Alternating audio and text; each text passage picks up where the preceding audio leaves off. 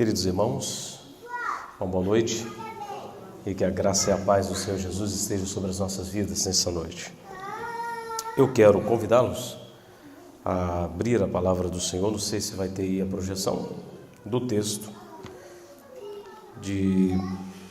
do apóstolo Paulo aos Filipenses, capítulo de número 2, os versículos 6 e 7. Nós estaremos falando sobre esse tema hoje.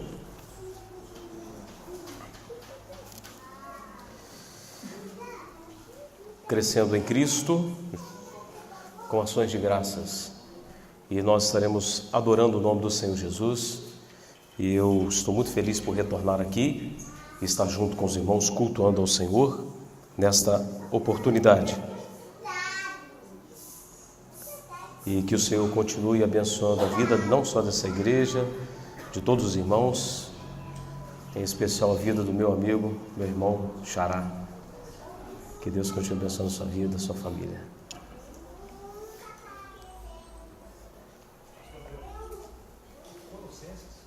Colossenses, capítulo 2.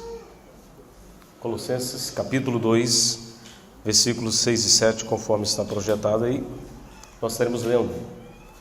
Diz assim a palavra: Ora, como recebeste Cristo Jesus, o Senhor, assim andai nele radicados, edificados e confirmados na fé, tal como fostes instruídos, crescendo em ações de graças.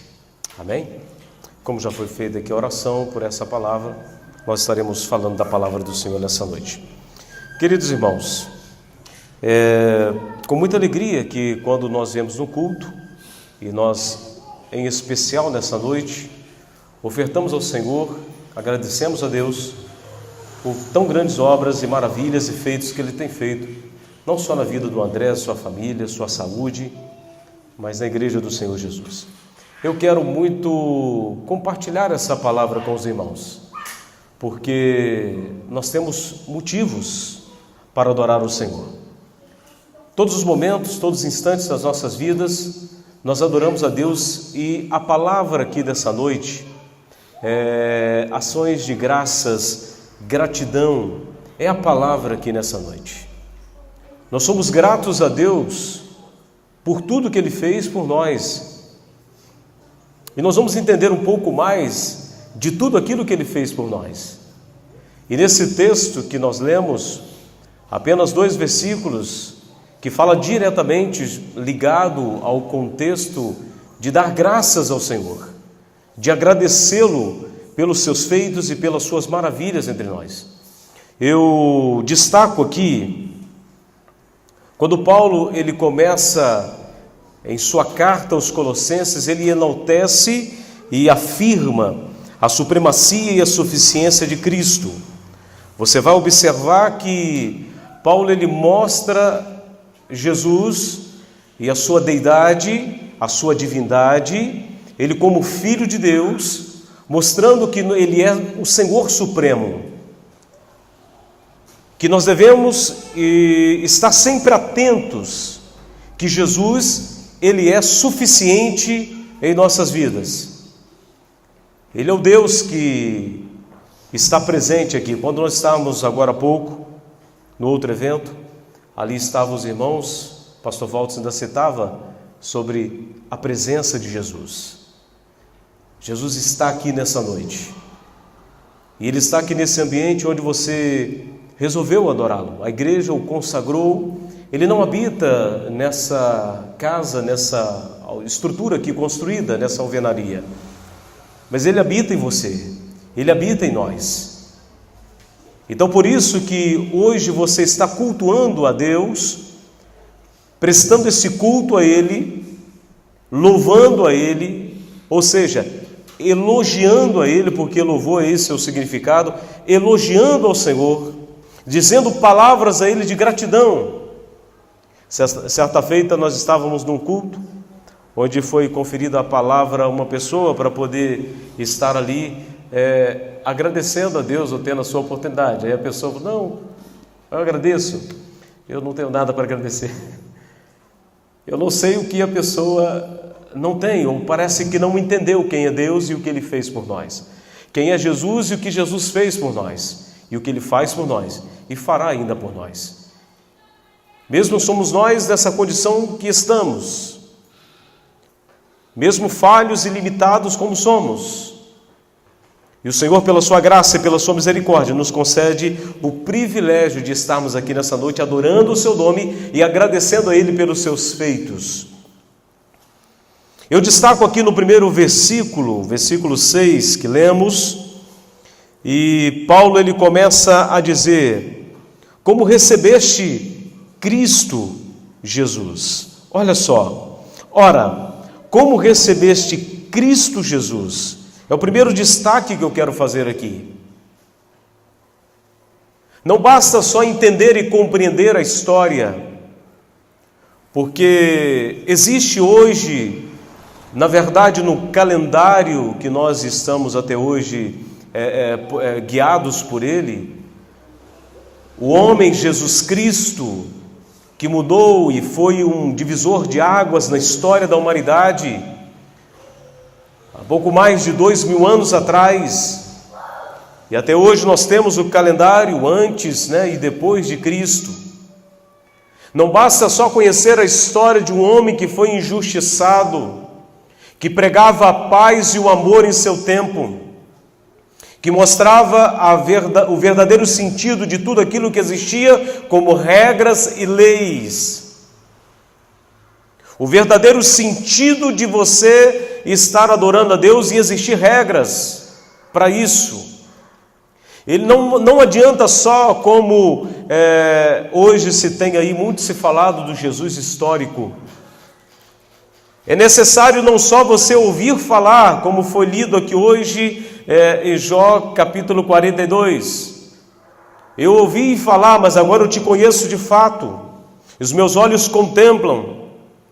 Os meus olhos te percebem, a minha vida vê e observa esse Deus que eu ouvi falar agora de fato. E parece que no último capítulo realmente há ali um encontro real de Jó, entendendo, compreendendo tudo aquilo que talvez antes ele não compreendia, apesar que o homem reto, íntegro, na presença do Senhor, e ele fala sobre isso.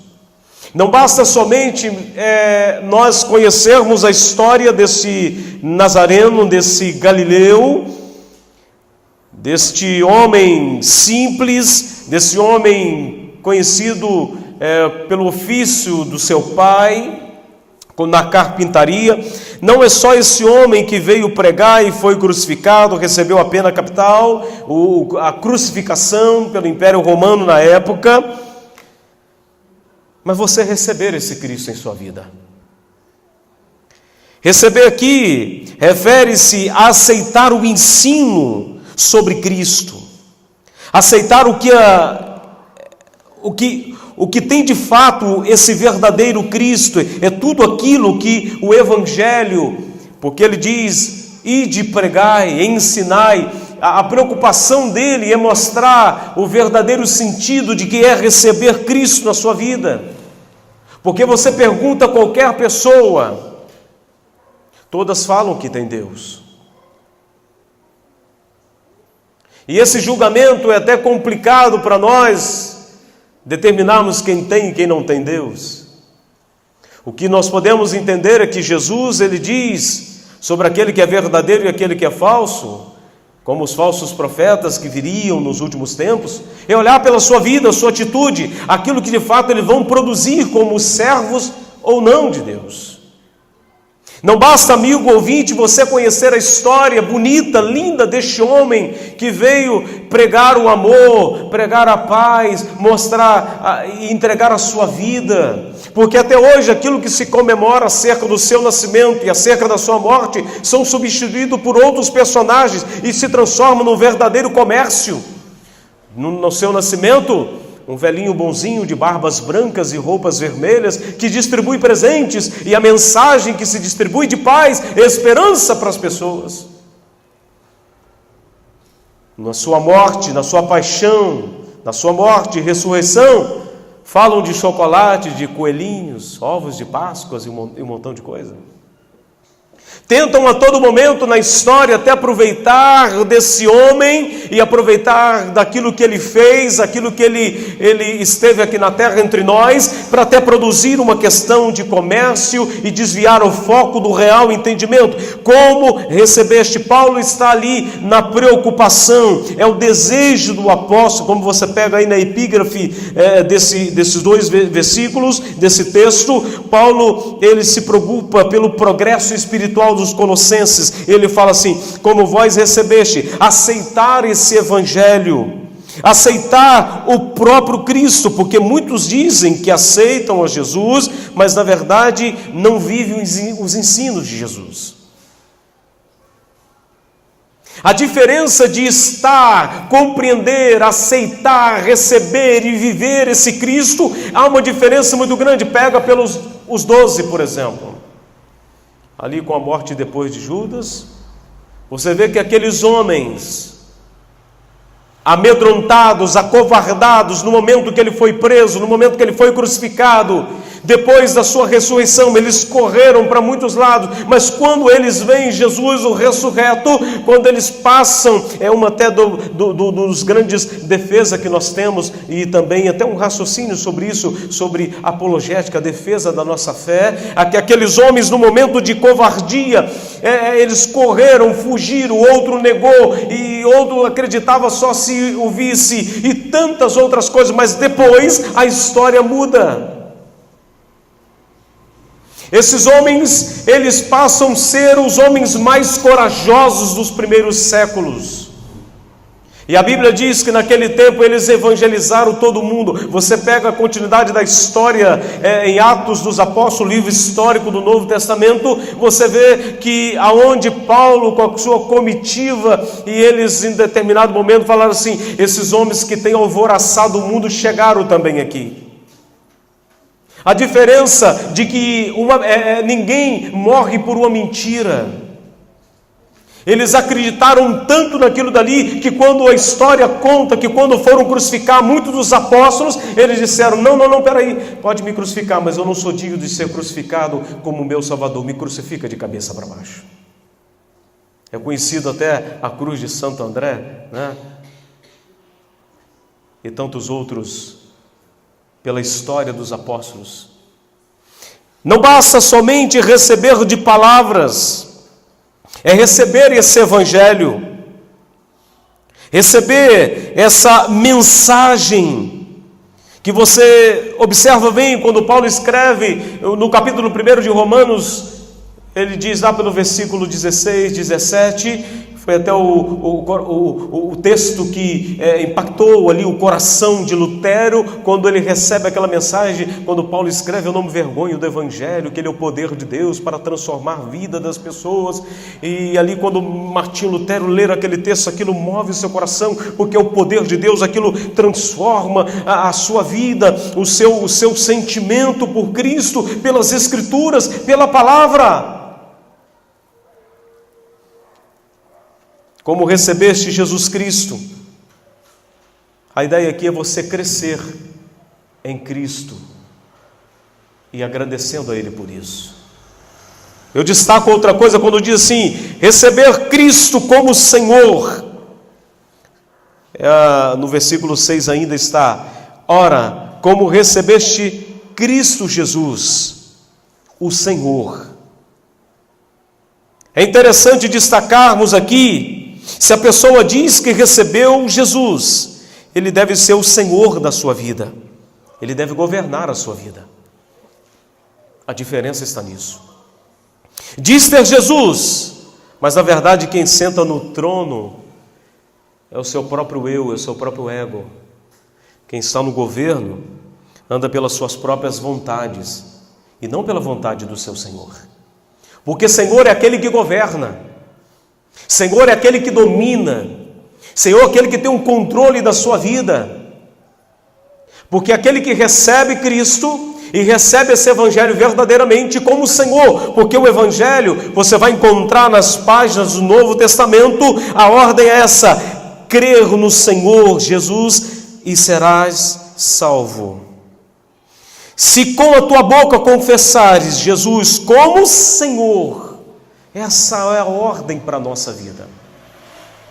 Essa é a ordem para nós como cristãos que recebemos essa palavra, esse evangelho, que recebemos esse Cristo em nossa vida, porque esse Cristo, quando vem, alguma coisa tem que ser mudada. Quando você andava pelas suas próprias paixões, pelas suas próprias vontades, pela concupiscência da carne, pelos desejos desenfreados da carne, pela vontade do homem, o homem quando andava longe de Deus, distanciado de Deus, à parte de Deus, quando recebe esse evangelho, ele absorve tudo isso, esses ensinamentos, esse Cristo, quando Paulo escreve até mesmo dizendo: não sabeis vós que sois o templo onde habita Deus?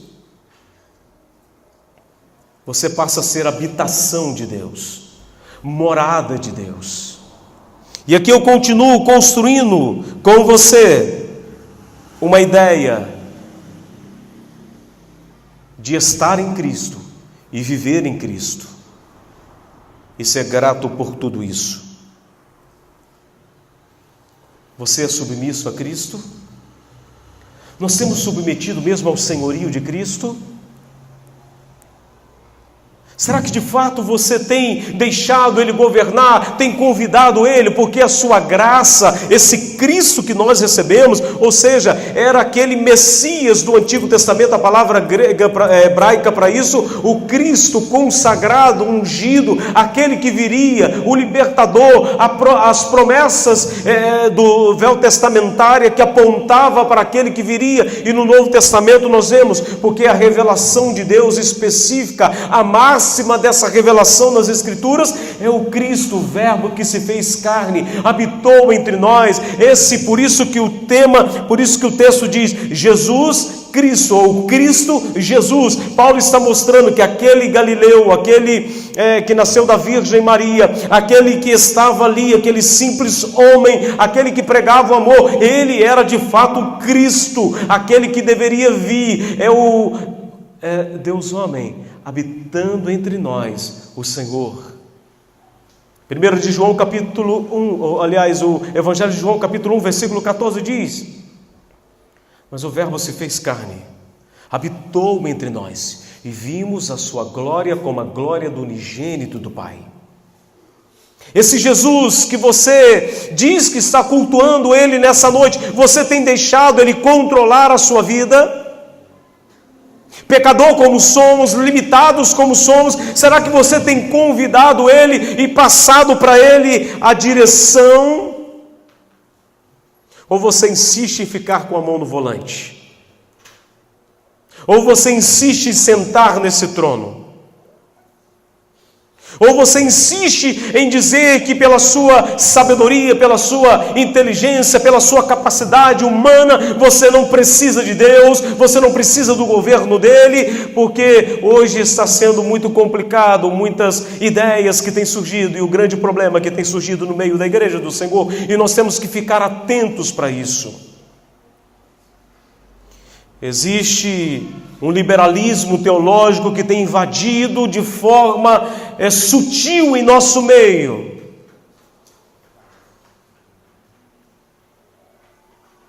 Pessoas que acham que estão com Deus, acham que estão deixando Ele governar, mas na verdade não estão.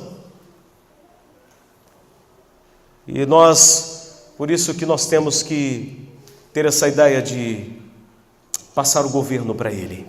E você vai entender um pouco mais à frente sobre tudo isso que estamos falando. Eu fico muito preocupado com algumas coisas que acontecem. E o versículo continua, dizendo para nós que nós recebemos esse Cristo, recebê-lo como Senhor, aquele que governa a nossa vida. Assim, andai nele. Aí que está, olha só o que Paulo dá ênfase aqui, andai nele. Isso é uma forma evidente, é você evidenciar a quem você segue, em quem você está, seguir os passos de Jesus, o seu exemplo, a sua vida. Muitos não perseveram em andar com Jesus, ou não perseveraram em andar com Jesus, melhor dizendo. É você seguir a Jesus como Atos dos Apóstolos, quando eles receberam os nomes no primeiro momento, né? Esses cristãos, essa seita que tem surgido por aí, chamada cristãos, ou seja, pequenos cristos, seguidores de Cristo. É assim era a ideia deles no princípio. É você andar nele, estar com ele, porque algumas pessoas têm parado no meio do caminho. Sabe por quê? Porque quando o homem tenta pelos seus próprios méritos, pelas suas próprias forças, ele não vai conseguir e não entende o Evangelho. Porque quando passar por momentos difíceis e dificuldades na sua vida, não entenderão, não compreenderão, não aceitarão problemas que vêm na nossa vida. Por isso que, como Judas Iscariotes, que viveu com Cristo, pessoas que viraram as costas. João fala lá na sua epístola, 1 de João capítulo 2, a partir do versículo 18, sobre o espírito anticristo que atingiu muitos corações. Ele dizia assim: eles estavam em nosso meio, mas saíram de nós, porque se fosse dos nossos, não permaneceriam conosco. Muitas pessoas têm virado as costas para os ensinamentos, para Cristo, porque não têm ido pelo caminho correto, pela maneira correta. Parece ser ofensivo, mas se você parar para refletir nisso que eu vou dizer, aí eu digo, né? É forte Brasil mesmo, né? Isso é forte. As pessoas que saem da igreja por causa de outras pessoas, é porque nunca entraram de fato por causa de Jesus. Eu não digo da igreja A ou B, batista, presbiteriana, assembleia. Não, eu estou dizendo aqui da igreja do Cristo de Deus, da noiva do Cordeiro. É disso que eu estou falando. É virar as costas para Deus, é abandonar, é desprezar, é não concordar, não aceitar, ficar com esses problemas. É isso, sabe por quê? Porque o dia que você entender de fato o que Jesus fez por você, o que Ele é por você, o que você deve estar nele, viver com Ele, nada poderá separar você do amor de Deus que está em Cristo Jesus. Eu vou citar esse texto um pouquinho mais à frente. Observe bem o que Paulo diz em Gálatas capítulo 2, o versículo 19. Já estou crucificado com Cristo. Logo, já não sou eu quem vive, mas Cristo vive em mim. E esse viver que agora tenho na carne, no presente, nesse momento, no meu corpo, nesta vida que eu tenho, vivo pela fé no Filho de Deus, que me amou, que me amou, a si mesmo se entregou por mim. Observe bem isso.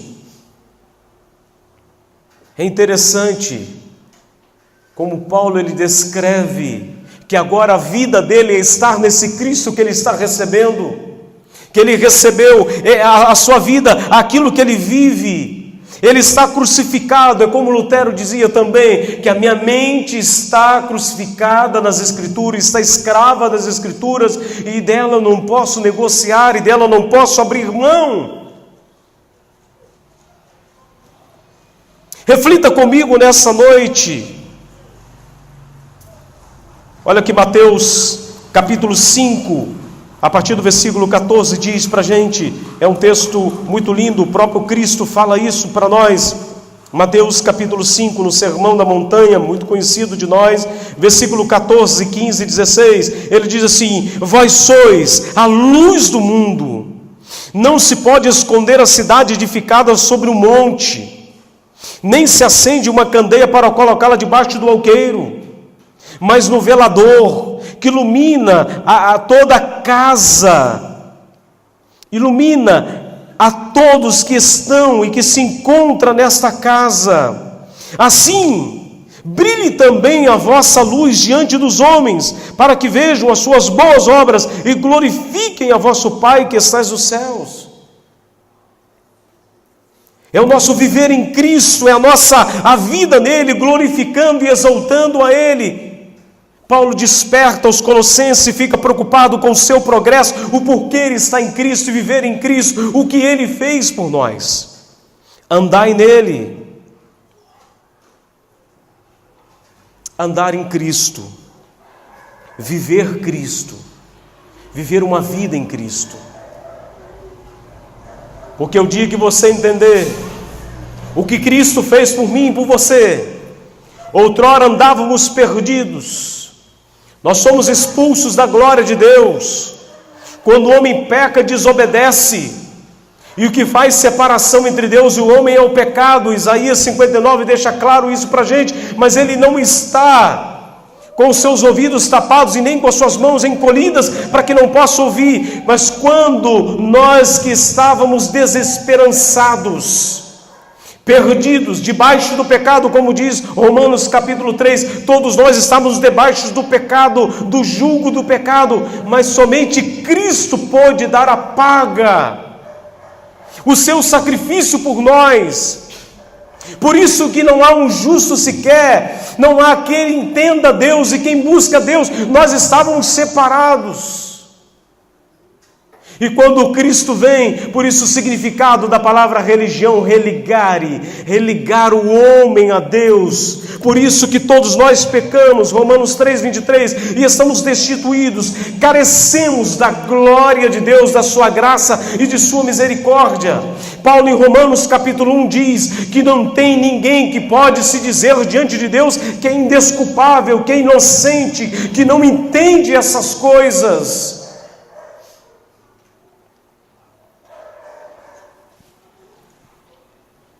Por isso é necessário um Salvador.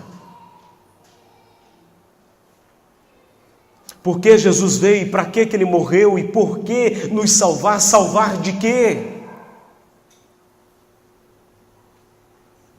Temos que ter esse entendimento de que nós estávamos condenados, e se não fosse a sua graça, porque onde abundou o pecado, superabundou a graça de Deus, a sua misericórdia, o seu amor para com as nossas vidas. Por isso que nós devemos receber esse evangelho, através dessa graça que fala em nossos corações, e nós ouvimos, somos submissos, seguimos esse caminho, recebemos esse Jesus, os seus ensinamentos, temos Ele como Senhor da nossa vida, e andamos nele, nesse caminho.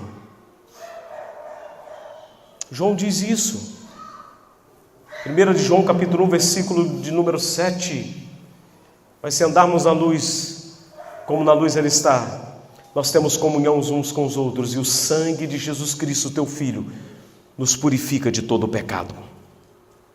E no versículo 7, eu destaco uma outra coisa aqui. Ele diz, olha só que interessante, aqui fala de uma firmeza na fé, de algo que é inabalável. Ele diz assim para nós, nele, radicados e edificados e confirmados na fé, tal como fostes instruídos, crescendo em ações de graças. Olha só o que Paulo fala aqui para a gente. Ele usa três coisas aqui de uma linguagem figurativa, uma metáfora. Ele explica para a gente aqui. Primeira coisa que eu destaco, ele traz aqui a ideia de radicados. Nós que vivemos no interior e temos o conhecimento de agricultura, nós que observamos a natureza, aqui Paulo fala sobre radicados, sobre raiz. Olha o que ele diz: o crente é como a árvore, com raízes profundas, firmadas em Cristo. Assim que deve estar a nossa fé, para que quando, é interessante isso, quando nós passarmos por tempestades, só enraizados em Cristo, podemos enfrentar as tempestades mais difíceis da vida, podemos enfrentar os problemas mais complicados, porque nós estamos com uma raiz profunda. Observe a palmeira, é interessante. Tinha até um hino que eu tocava antigamente no programa de rádio, e falava que o crente era como a palmeira, que o vento batia. Já observou a palmeira? O vento, ela chega a envergar, vai para um lado e para o outro, mas a sua raiz, ela é muito forte. Não é qualquer arvorezinha que é arrancada por qualquer vento que passa. Assim a nossa fé, a sua fé no Cristo de Deus. Assim você deve estar enraizado nele, para quando vir as tempestades, quando virem os vendavais da vida, que vai soprar, e vai chegar dia que vai soprar, e vai soprar forte, vai ventar forte, vai vir tempestades dificílimas. Mas digo para você uma verdade: aquele que está enraizado, é como diz o Salmo 1, junto à corrente de águas, em Cristo, no Senhor. Aquele que tem as suas raízes profundas na sua fé em Cristo, e dela não abandona para nada. Ou seja, pode vir o vento que vier, as dificuldades que vierem, assim como o André passou na vida dele, com problemas e dificuldades que ele passou, enfrentando tratamento, saúde, como você passa, como eu passo, como já passei, e você também passa, os diversos problemas, sejam eles familiares, sejam eles no trabalho, sejam eles financeiros, a crise do Brasil, e tanta crise moral, a crise ética, a crise espiritual, a crise de identidade, tantas crises que nós estamos vivendo, tantos problemas que vão passar na sua vida, quando os vendavais que vão soprar forte, e você vai ter que ser ali enraizado, você vai ter que estar com raízes profundas no Senhor, na sua família, na sua casa, na sua igreja, com o seu irmão, com aqueles que estão perto de você, e você mostrar o Cristo de Deus para ele. E Paulo também, ele cita também uma outra coisa muito interessante, que é, ele diz: erradicados, edificados. Olha só que interessante que ele usa agora, não mais no meio da natureza agrícola, mas ele dá um destaque aqui muito importante para nós. Ele fala de construção. Crentes com firmeza inabaláveis têm a sua casa construída sobre a rocha. Essa rocha é Jesus Cristo. Ele diz que a minha igreja, as portas da minha igreja, o inferno não prevalecerão contra ela. Jesus é o nosso fundamento, ele deve ser o fundamento das nossas vidas. Para quando vier qualquer tipo de tremor, qualquer terremoto, como aquela parábola daqueles dois construtores, aqueles que construíram sobre a rocha e aquele que construiu sobre a areia. Alguém já foi aqui na praia, já fez aquele castelinho de areia, já viu? Já viu aquela construção? A gente, né, quando criança, não vou dizer hoje não, né? Quando criança a gente gostava de ali construir, pegar aquela areinha, né? Hoje a gente adulto não faz não, mas faz sim, né? Aí ali a gente começa a construir, edificar, daqui a pouquinho a maré sobe um pouquinho, bate e destrói. Se não tiver uma firmeza sobre algo que é sólido, que Jesus fala assim, Pedro cita isso também, nos seus escritos, nas suas cartas, Pedro fala: nós somos pedras vivas, mas somos fundamentadas na pedra de esquina, na pedra angular, na rocha inabalável. Aqui Paulo fala sobre edificados. Eu te pergunto mais uma vez: onde você está construindo a sua casa? Onde você está edificando a sua fé? É no pastor? É naquele pregador televisivo? É naquele louco da internet? É nesses ensinamentos que existem por aí fora? É qualquer vento de doutrina? É qualquer sopro que tem por aí? Onde você está construindo a sua casa? Porque pessoas estão sendo frustradas, estão abandonando a fé, estão saindo da igreja, estão ficando até crentes em casas, porque estão sendo decepcionados. Mas sabe por quê? Está direcionando a sua fé no homem, em pessoas, em fábulas, em qualquer conto que tem por aí. Mas quando você constrói a sua fé em Jesus Cristo e olha somente para Ele, olha somente para Ele, a sua fé é inabalável. Agora à tarde eu conversava com um jovem de uma outra cidade, que algumas vezes eu estive lá ministrando em eventos para jovens. Esse jovem líder de um grupo, ele falando de um problema que surgiu entre a liderança da igreja com o seu líder, e eu dando força para ele: não olhe para esse, não olhe para aquele, olhe somente para Jesus, porque o dia que você entrar na igreja por Cristo, nada vai te fazer você sair do meio da igreja, da noiva do Cordeiro, de estar com Ele, andar com Ele, nada vai, qualquer tempestade, porque isso é o que se propagam, a teologia da prosperidade, a confissão positiva. Liga a televisão que você vai ver: vem para a minha igreja, eu tenho uma unção diferente, toca em mim, e porque de mim sai virtude, né? Vai acontecer na sua casa, você vai ficar rico, você vai receber a cura, você vai receber isso, aquilo, outro, pode crer, porque se eu não sou homem de Deus, eu estou pegando mentira aqui e tal, e vai acontecer mesmo. E fazem essa propaganda. Quando nós temos a nossa fé em Cristo, quando nós depositamos e temos a nossa casa construída sobre esta rocha, mesmo quando eu venho na esperança de coisas acontecerem, e quando não acontece, do minha vaidade, do meu próprio desejo, eu sei que a minha fé está em Cristo. Ele faz, e se Ele fizer, Ele é Deus, e se não fizer, Ele continua sendo Deus. A sua fé tem que ser direcionada e construída, a sua casa, no lugar certo, do jeito certo.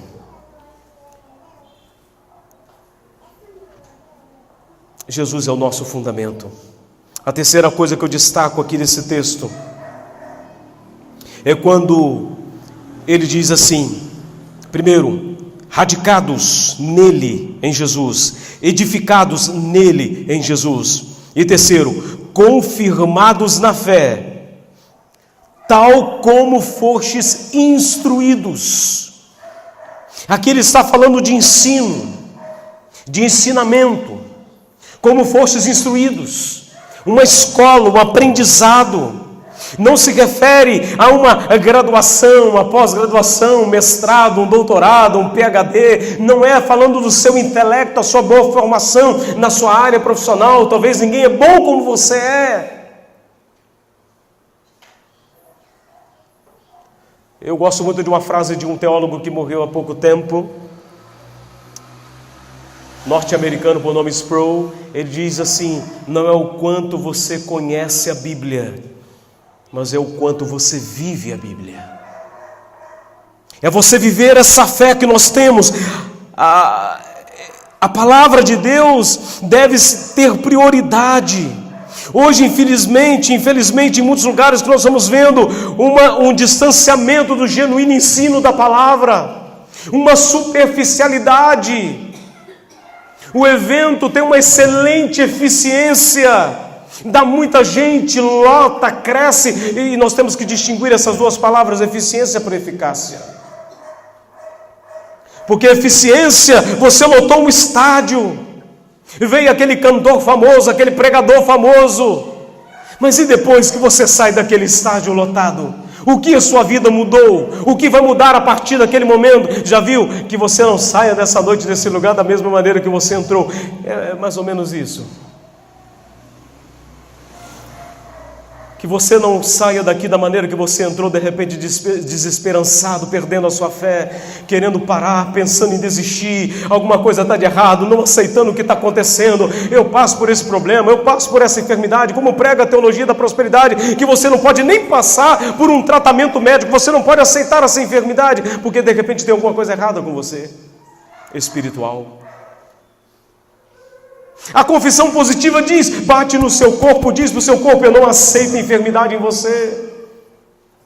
Aponta para o seu cartão lá, para a sua conta bancária, e diz para ele: conta, você vai encher. Quem dera se fosse assim, tão fácil assim. Está direcionando a sua fé de forma errada. O ensino da palavra de Deus, ele diz o seguinte, diz o contrário. Observe bem o que Paulo fala em Filipenses capítulo 4, versículo 13: posso todas as coisas naquele que me fortalece. Mas já leram o versículo anterior? Eu sei que é ter muito, eu sei que é ter nada, eu sei que é estar solto, eu sei que é estar livre, parafraseando, né? Eu sei que é ter tudo, eu sei que é viver na bonança, eu sei que é viver na escassez, mas não me importa a maneira que eu estou vivendo, se eu estou comendo ou não, se eu estou passando frio ou não me importa, eu posso tudo em Jesus, porque minha fé está nele, e independe de qualquer circunstância que eu passar na minha vida, não depende de nada disso, porque minha fé está nele. Ou esquecendo-me das coisas que para trás ficam, prossigo avançando para o alvo, que é Cristo Jesus.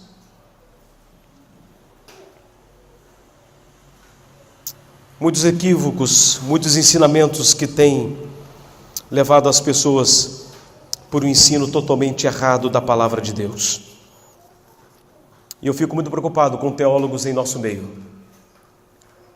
Cuidado com quem você ouve na internet. Cuidado com hinos que você canta, ou até você traz para o ambiente da igreja. Cuidado que tem letras que estão por trás disso, pregações sutis por trás disso, ensinando uma fé diferente, acreditar em outras coisas. A coisa está sendo mais antropocêntrica do que cristocêntrica. E pessoas famosas, o liberalismo teológico, não estou dizendo, está voltando até tantos ensinamentos que os apóstolos já combatiam no primeiro século, tem voltado nos dias de hoje, ensinamentos, querendo voltar práticas da lei, algo que Jesus já cumpriu nele, e a doutrina da igreja é uma, estão querendo voltar práticas para o nosso meio, doutrinas, métodos, liturgias de cultos, coisas que não tem nada a ver com a visão neotestamentária, iludindo as pessoas, fazendo acreditar numa coisa que não existe. Por isso que hoje está sendo ofertado esse culto a Deus, e está sendo cultuado pelo desejo do coração, não só do André, da sua família, desta igreja, em louvar a Deus pelos seus grandes feitos, e agradecer a Deus, até mesmo nos momentos mais difíceis da vida. Aí é que eu encerro com vocês, a última frase que Paulo fala aí, após os instruídos, ele diz, crescendo em ações de graças. Esse é o crescimento que nós temos, e entender todo esse processo, desde quando estávamos perdidos, o amor do Pai que chegou em nós, a sua graça que nos alcançou, nos tirou daquelas trevas para a sua maravilhosa luz. Estamos aqui hoje na sua presença, entendendo onde nós devemos depositar a nossa fé, acreditar, não em qualquer coisa que tem por aí, mas entender o Evangelho.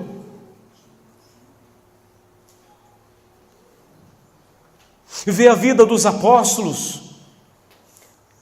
É interessante essas pessoas que pregam que nós não passamos por dificuldades e que nós vamos ter muito dinheiro, só eles que se enriquecem. Observe bem os defensores da teologia da prosperidade, só eles que ficam ricos, compram avião, compram helicóptero, só eles que crescem. O povo não.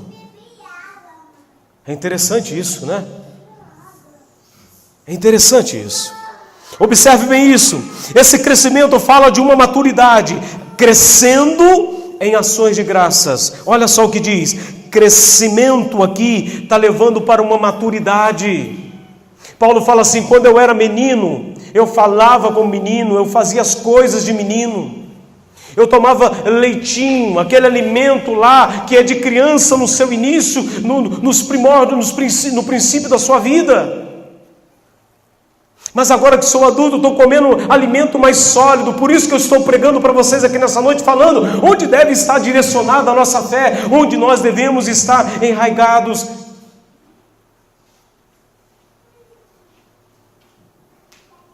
Esse crescimento fala também de obediência. Obedecer a palavra, obedecer ao Cristo que nós estamos servindo, o Senhor da nossa vida.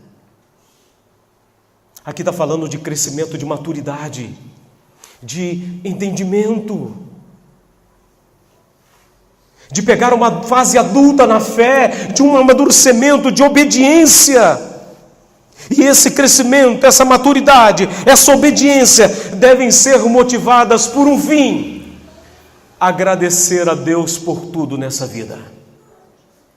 Essa maturidade que eu e você recebemos de estar na fé em Cristo, nos leva em meio às dificuldades, às intempéries da vida, os momentos difíceis, os momentos que dá vontade de desistir, de parar, de abandonar tudo, nos levam à maturidade para superarmos essas dificuldades da vida em agradecimento ao Senhor. É como Paulo e Silas naquela prisão, presos, algemados, e cantava, oravam. É interessante isso. Morreu há tempos atrás um dos maiores teólogos do Brasil e do mundo, o nosso querido Russell Shedd. Vocês pegam o último vídeo praticamente que ele apareceu, ele falando sobre o problema sério que ele estava vivendo na sua vida, aquela enfermidade cruel, difícil de se combater, de viver, e Shedd, ele falava, nada se compara com a glória que há de vir, nada se compara com aquilo que tem, todo o sofrimento que eu estou vivendo, passando, enfrentando, as dificuldades que eu sinto agora, na minha carne, na minha vida, as dores que eu enfrento, nada é comparado, como Paulo disse, aquilo que está aguardando. Ele fala isso em Coríntios capítulo 2, versículo 9, e diz assim, aquilo que o olho não viu, que o ouvido não ouviu, e que nem subiu ao entendimento do homem, é o que Deus tem preparado para nós.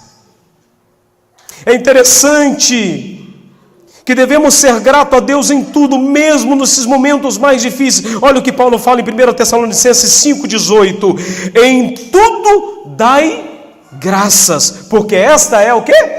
A vontade de Deus em Cristo Jesus para convosco. Em tudo dai graça, em tudo dai graça. Por isso que nós estamos aqui agradecendo a Deus. Não murmure, é tudo aquilo que Ele não quer ouvir de você, é a sua murmuração, as suas lamúrias. Onde está Deus? Por que eu estou passando isso? Eu não aceito isso na minha vida, eu determino que isso vai acabar, né? Você não é essa murmuração, é agradecê-lo nesses momentos difíceis da vida.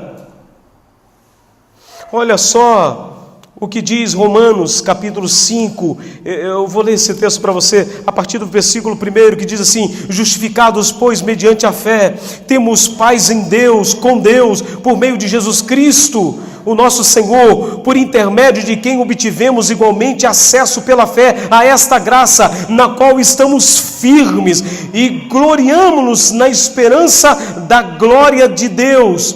E não somente isto, mas também nos gloriamos nas nossas próprias tribulações, sabendo que a tribulação produz o quê? Perseverança. E a perseverança produz o quê? Experiência. E a esperança produz perseverança. É uma fé genuína, é entender o Evangelho. E eu encerro aqui dizendo um dos textos que eu até estaria fazendo a exposição dele hoje, pregando sobre ele, Romanos capítulo 8, versículo 28. Todas as coisas cooperam para o bem daqueles que amam a Deus, daqueles que são chamados segundo o seu propósito. É claro que o bem aqui aponta para uma vida eterna. Deveríamos compartilhar mais desse texto.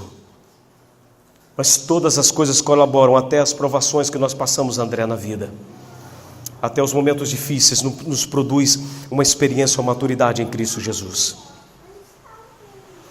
Um dos textos mais conhecidos da Bíblia diz, 2 de Pedro 3, capítulo 18. Antes crescei na graça e no conhecimento de nosso Senhor e Salvador Jesus Cristo. Eu quero dizer para você nessa noite, trazer à memória aquilo que nos traz esperança. Eu vou orar com você nesse final dessa prédica. Dizer que momentos difíceis não vamos passar, mas isso só vai nos fazer amadurecer e chegar mais perto de Deus. Porque Paulo fala que entre todas as coisas que colaboram, e uma das coisas que colaboram para o nosso bem, também são as provações que nós passamos na vida. Você continua lendo o texto que você vai entender de Romanos capítulo 8, Paulo fala assim, Nem a tribulação, nem a angústia, nem a fome, nem a espada, nem o perigo, nem a morte, nem a altura, nem a profundidade, nem a potestade, nada, nem o presente, nem o porvir, nada pode nos separar do amor de Deus que está em Cristo Jesus. Eu quero trazer esperança no seu coração hoje e de agradecer sempre a Deus. Eu quero te trazer uma palavra de ânimo para você que está passando. Eu estou pregando aqui para pessoas que estão enfrentando de repente problemas difíceis na sua vida, na sua família, na sua casa.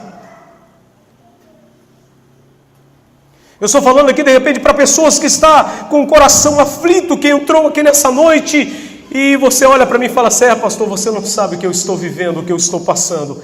Mas olha, Jesus te conhece, Ele sabe o que você está passando.